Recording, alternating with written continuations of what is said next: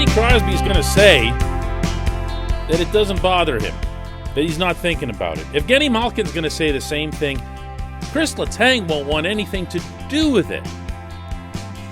But I'm here to raise the subject that all three of these individuals who've long represented the Penguins' core have to be motivated by what's happened to the Penguins in the past two playoffs. Good morning to you. Good Thursday morning. I'm Dejan Kovacevic of DK Pittsburgh Sports, and this is Daily Shot of Penguins. Comes your way bright and early every weekday. If you're into football and or baseball, I also offer up daily shots of Steelers and Pirates, right where you found this.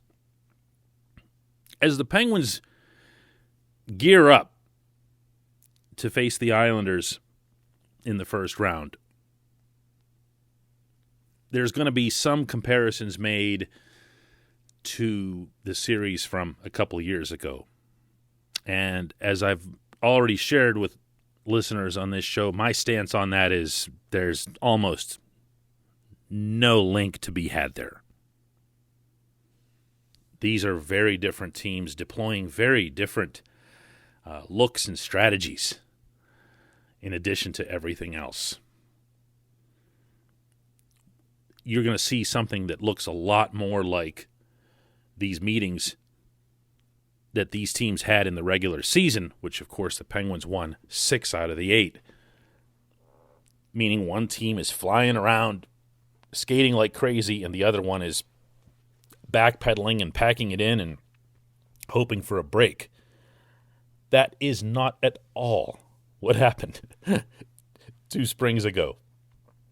The Islanders were as aggressive as you could possibly be. They were shoving the Penguins through the glass in a rabid atmosphere. There are no comparison points. But they went out in 4 straight. And it wasn't that long ago. And then Montreal happened last summer. And even though there was a 4-month layoff and a pandemic and the bubble and no fans, and the Canadiens really shouldn't even have been in the playoffs. They were the 24th seed in an expanded 24-team tournament. And the Penguins never should have had to run into one of the most talented goalies in the world, in Carey Price. But they did, and they lost. And they lost 4 out of 5. And that left them with 9 losses in their last 10 playoff games over a 3-year span. And if you don't think that that stings, and I mean stings, Crosby, Malkin, and Letang, well, then that must mean you believe what Sid had to say to us yesterday after practice in Cranberry. Well, I think you're always motivated going into the playoffs. I think to have those 2 experiences fresh in your mind, I think will add some motivation for guys who are part of it. But it's a new group, and we've played some good hockey down the stretch. So I think we need to bring that and another level here when playoffs start. I didn't edit that answer, by the way. That's the whole thing. Didn't exactly elaborate much there, did he? This portion of Daily Shot of Penguins is brought to you by Fubo TV. Monthly cost of cable is over $200, but Fubo TV is just $65 a month to watch all the same channels, including AT&T Sportsnet Pittsburgh. If you're listening to this show, you get yourself a nice little deal, 15% off your first month. Just go to FuboTV.com/DK. No catch, no contracts, cancel anytime. FuboTV.com/DK, 15% off your first month. These guys are prideful to the extreme. You don't win 3 championships over this kind of span. We're talking now about a decade and a half of excellence, a decade and a half of being the literal core of the franchise. And I always feel like I need to throw Marc-Andre Fleury in there too because he was here for so much of it, including all 3 of the championships. But these 3 have been there all along. And these 3 remain the core even now into their 30s, even now that other significant, really talented players have been grafted onto the roster. Jake Gensel, Brian Rust, now Kasperi Kapanen, Jeff Carter. These are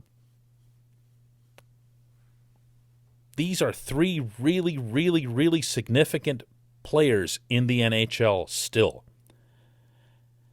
And they will absolutely be motivated by this because when it comes down to legacy, and any athlete who tells you they're not into legacy and I don't really think about that stuff is just lying. And to these guys' credit, they don't do that. They're aware. They want to be seen as what they are. They want to be appreciated for it. Human nature, not at all a criticism.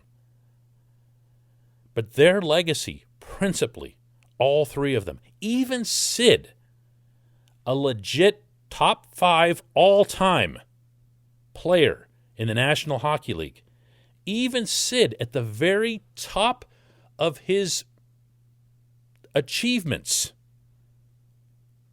is going to be remembered principally as a serial winner, to use Mike Babcock's term for him from Sochi. He'll be remembered for all of the Olympics, for the golden goal in Vancouver. He also won world championships. He won world juniors. All he's ever done is win. And here with this team, obviously he's done a ton of that. Playoffs every single season. Let's not forget that when he arrived, the Penguins were bottom of the barrel. You know, granted, they had a salary cap system come in at the same time, so they were able to even things out a lot faster than Mario Lemieux was in the 80s. But he and Gino, and then eventually Tanger, were the ones that picked this franchise up and never let it go back down.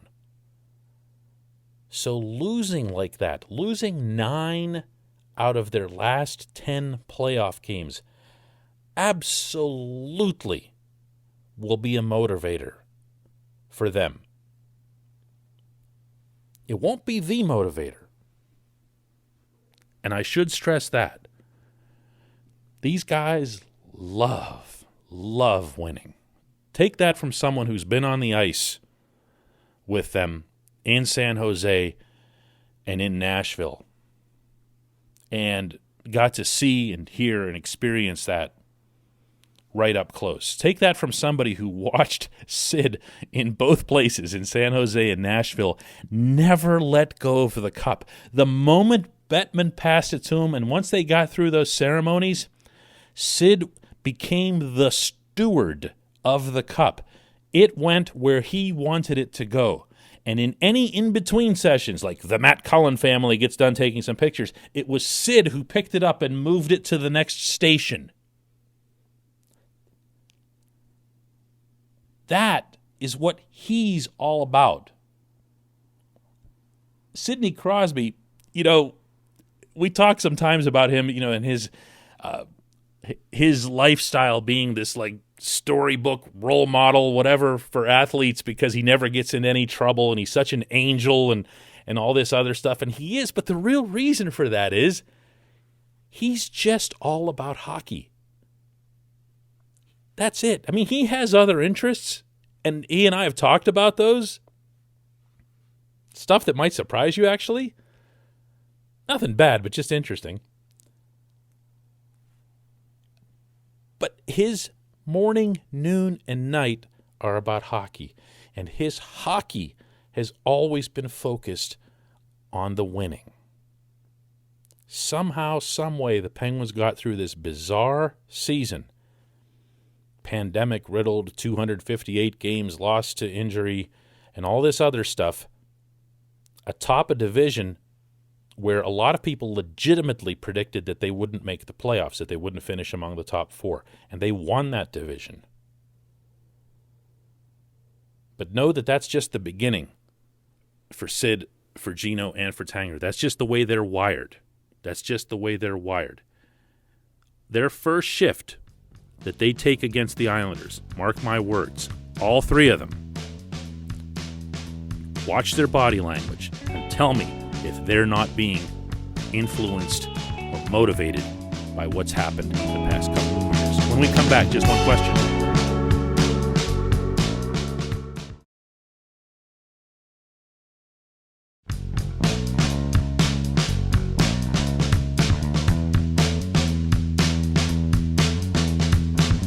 Welcome back. It's time for Just One Question, and that's brought to you on this program always by the good people at the Greater Pittsburgh Community Food Bank, where they're committed to providing food for all of our neighbors in need across Western Pennsylvania. They, in turn, need your help. Go to pittsburghfoodbank.org to find out how $1 is transformed into 5 meals through their amazing process. Every dollar you give equals 5 meals on the other end to someone in need. pittsburghfoodbank.org. Spell all of those out. Question comes from Ted Toth, who asks, DK, does the Jeff Carter trade seem a lot like the Billy Guerin trade to you? No, not really. I can see it from the standpoint of older power forward comes to Pittsburgh and, ideally here helps the team achieve postseason success and all that other stuff. But I guess there's a couple things that make them different. One is that Billy was really needed by Sid for other stuff. Okay, and both of them have talked about this over the years since then. Because Sid was so, I'm trying to find the right word here, uptight, I guess. And he tends to be a pretty serious guy. Not that you can't get him to laugh or joke or whatever, but a lot of the times when he does, it's kind of like he's doing it to fit in. You know what I'm saying? Like, they're laughing, so I'll laugh. And Billy, to his inestimable credit, walked into the locker room. This was back at the Civic Arena. And lightened everybody up, and he lightened up Sid, and he would say stuff from across the room to Sid to get him to lighten up in front of everyone, and everyone would burst out laughing, and then everything was just kind of okay, and then Sid just relaxed a little bit. And Billy was the guy, the boisterous guy,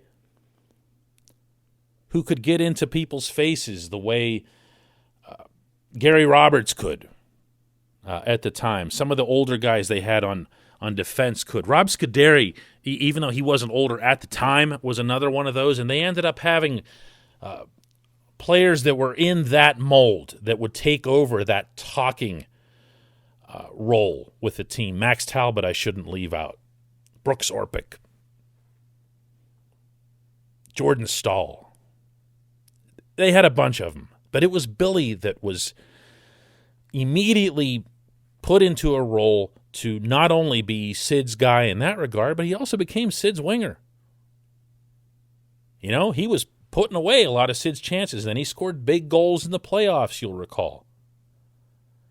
And because we had watched Billy score big goals over the years for various teams, including championship teams, it became a confidence booster for everybody.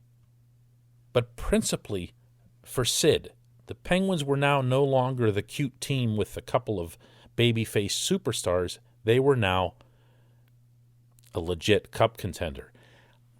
That's where I kind of differentiate here, because Jeff Carter's not coming in for any of that stuff. Jeff Carter was brought in to be this team's third-line center and to make an impact that way, and he's done that. He had a couple of shifts there with Sid whenever Brian Rust went down in a game a week ago, and actually they look pretty good together for the record. But I don't think you're going to see that kind of impact from Jeff Carter. Jeff Carter's not he's not Billy. Billy's just a gregarious, outgoing, both for good and bad, but mostly for good, meaning not, getting in people's faces can also be a, negative thing, at least for the person on the other end of it. And Carter is not somebody that I'd know as well, obviously. Got to know Billy for over a decade here. But Carter doesn't strike me as being that same type, that same personality type. But to go back to your question, yeah, I mean, he's come in and he's made an impact. He's scored a bunch of goals. He scored as many goals, 8 in a handful of games with Pittsburgh that he had in 40 games with L.A. So he's been comfortable in the move back to center. He's killed penalties. He's looked good on the second power play. He's done everything. So the best thing that Jeff Carter's done is he's erased from everybody's heads the Patrick Marleau thing and whatever. And, oh, no, can't bring in the old guy. Well, not everybody's the same. Not every narrative lines up the same. Jeff Carter's still a really good hockey player. I appreciate the question, Ted. I appreciate everybody listening to Daily Shot of Penguins. The team is off today, and they'll be back at practice tomorrow at PPG Paints Arena, and I'll be over there covering that as well.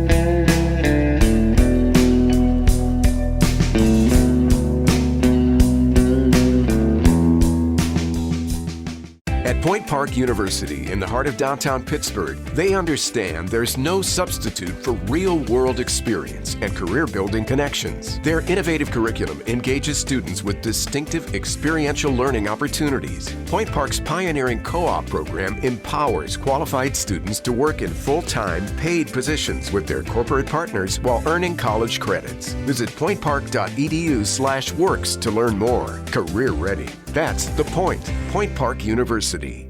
Your front door, your car, your gym locker, your gun. Safety is a habit. Learn more about how to keep guns safe and secure. Visit projectchildsafe.org.